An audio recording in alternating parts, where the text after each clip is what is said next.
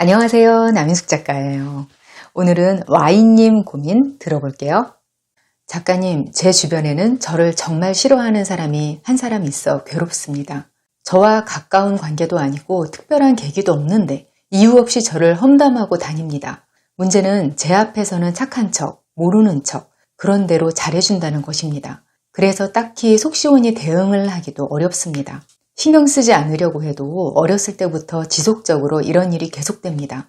제 얼굴, 몸매, 패션까지 지적하며 세세하게 욕을 한다고 하니 너무 스트레스 받아서 대인 공포증까지 오는 것 같습니다. 그래서 외출을 하기 싫고 요즘은 집에만 있습니다. 어떻게 하면 이런 스트레스에서 벗어날 수 있을까요? 사연 내용이 이게 전부인데 사연자님은 그분에게 어떻게 대응을 하셨을까요? 이 내용만 보면 사연자님이 좀 답답하다 이런 느낌일 수도 있는데 사연자님의 입장 하나만 보고 답을 좀 정리해서 해드리려고 해요. 첫 번째, 먼저 그럴 수 있다 이렇게 생각하세요. 일단 상대방은 수동 공격성이 엄청 강한 것 같아요. 수동 공격성은 직접적으로 공격적인 행동을 하지는 않지만 다른 방식으로 돌려서 목표물의 기분을 상하게 하는 의도로 행동하는 거, 그걸 말하거든요. 사람은 참 여러 종류가 있어서 누가 착하다, 나쁘다 이렇게 단언하기는 참 어려운데요. 이 수동 공격성이 아주 강한 사람 중에는 정말 나쁜 사람, 악인 이렇게 잘라 말할 수 있는 사람들이 많아요. 나르시시스트, 소시오패스 이런 쪽으로 분류되는 사람들이 이런 유형이 많죠. 그 사람이 이런 유형이라면 그냥 교통사고 당했다 이렇게 생각하는 수밖에 없어요. 사연자님의 어떤 면이 그 사람한테 거슬려서 타깃이 된 것뿐이에요. 만약 상대방이 그렇게까지는 아니라고 해도 사람들은 아무 이유 없이 그냥 누군가를 싫어할 수도 있거든요. 오래전에 있었던 일인데 제가 아는 사람이 함께 어울린 친구들 중에서 친하게 지내던 한 명을 참 싫어했어요. 말로는 애가 너무 눈치가 없다, 너무 말을 함부로 한다, 너무 예쁜 척한다 뭐 그런 이유였는데 사실 그렇게까지 미움받을 건 아니었거든요. 저는 그 사람들을 다 잘 모르니까 내가 모르는 단점이 있나? 그러고 말았어요. 근데 시간이 좀 많이 지나서 보니까 그 사람이 다른 친구를 싫어했던 이유가 딱 하나, 좀 많이 뚱뚱했다가 살을 뺀 거, 그거 하나였어요.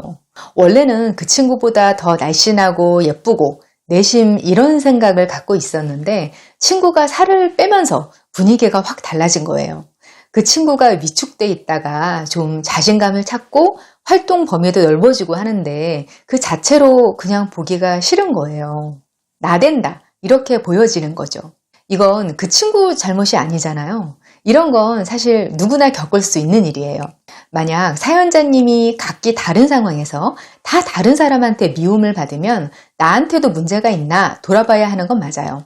근데 이 경우는 딱 한 사람이 그러는 거니까 이렇게 인식할 필요가 없는 거예요.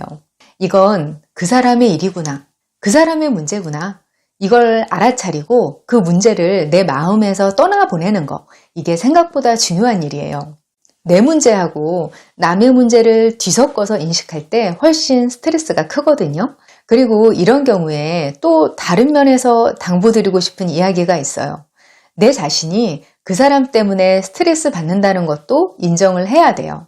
되게 그렇게 대놓고 수동 공격성을 드러내는 사람들이 삶의 질이 좀 낮은 경우가 많아요. 본인이 자존감이 높고 인생 만족도가 높으면 자기 수준을 지키기 위해서라도 그렇게까지 하지 않아요. 메타인지가 발달한 사람들은 아무리 싫은 사람이 있어도 그렇게 쉽게 험담하고 이런 걸 굉장히 조심해요. 그게 이야기가 새어나가서 내가 곤란해질 거야 이런 계산 때문이 아니라 그런 말을 하는 내가 너무 격떨어져 보이니까 자존심 때문에 안 하는 거예요.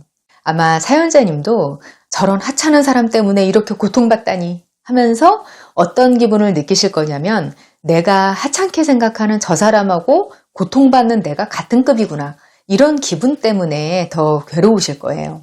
그런데 뭘 아셔야 하냐면 아무리 별 볼 일 없는 단 한 사람이라도 다른 사람들을 얼마든지 힘들게 할 수 있어요. 살면서 보면요, 한 사람이 다른 사람이 잘 되게 하기는 진짜 어려워요. 잘난 사람이 다른 사람 도와줘도 어려워요. 근데 다른 사람 인생을 힘들게 하는 건 못난 사람이라도 가능해요. 내가 무능력하거나 하찮은 사람이라서, 대인배가 아니라서, 그래서 힘들다는 생각도 버리시면 좋겠어요. 이걸 인정하고 나야 다음 단계로 갈 수 있어요. 두 번째, 노는 물을 바꿔보세요. 사연에서 어릴 때부터라고 하신 부분이 눈에 띄거든요. 반경이 좁은 지역에서 지속적으로 이어져 오고 있는 관계라는 추측이 가능해요.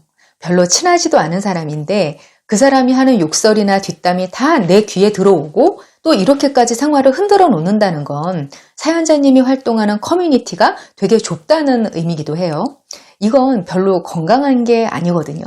그리고 또 한 가지가 사연자님이 그 사람이 하는 뒷말을 이렇게 일일이 전해 듣는 게 더 큰 문제예요. 누군가가 나를 싫어해서 나를 욕하고 다닐 수는 있어요. 근데 그걸 그렇게 자세하게 나한테 전달해주는 사람들이 있다면 사연자님은 그게 더 문제라는 걸 인지하셔야 돼요. 사연자님 욕하는 사람은 가까운 사람이 아니지만 그 말을 전해주는 사람들은 가까운 사람들인 거잖아요. 사실 안 보는 데서 남 험담하는 건 흔한 일이에요. 남 이야기하는 게 사실 재밌긴 재밌거든요. 그래서 옛날부터 황색 언론이 가십으로 돈을 많이 벌었잖아요. 도덕성 여부를 떠나서 사람들 내면에 그런 습성이 있다는 건 인정할 수밖에 없어요. 근데 그게 나하고 유대감이 있는 사람이 얽혀 있으면 얘기가 다르죠. 내 친구 욕하는 걸 그대로 들어주고 있거나 그걸 또 전달하거나 이게 사실 제일 이상한 거예요.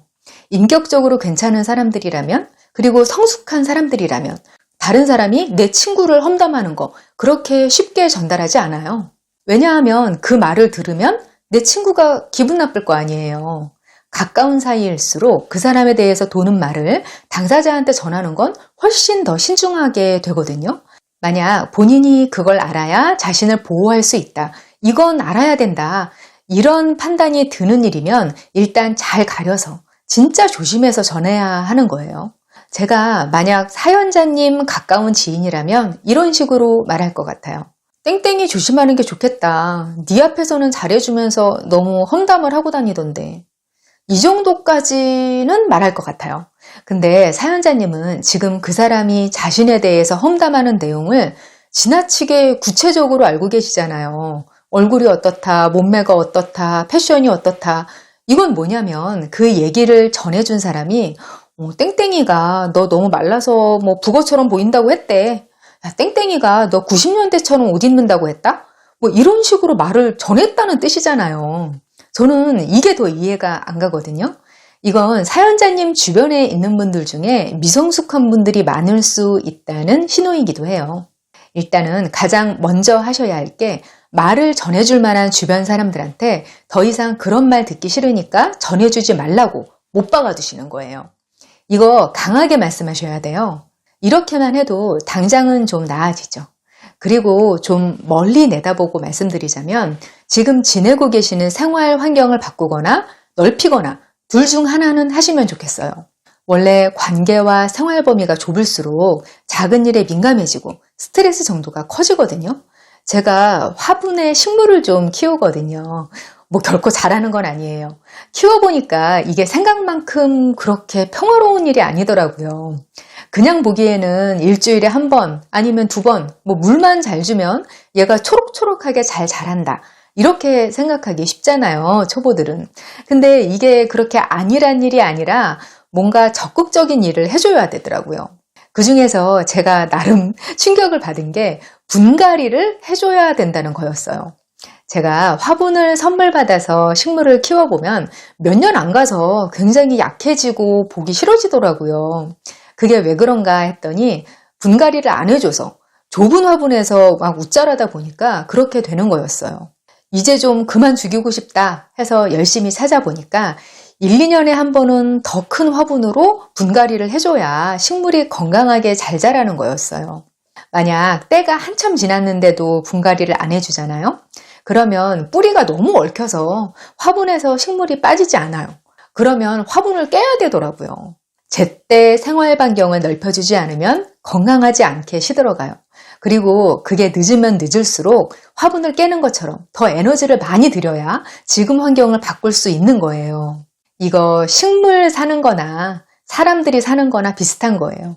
사연자님도 고인물처럼 작은 일까지 다 내 귀에 들어오고 사람들하고 스치기만 해도 그게 다 인식되는 그런 좁은 환경을 바꾸시면 좋겠어요.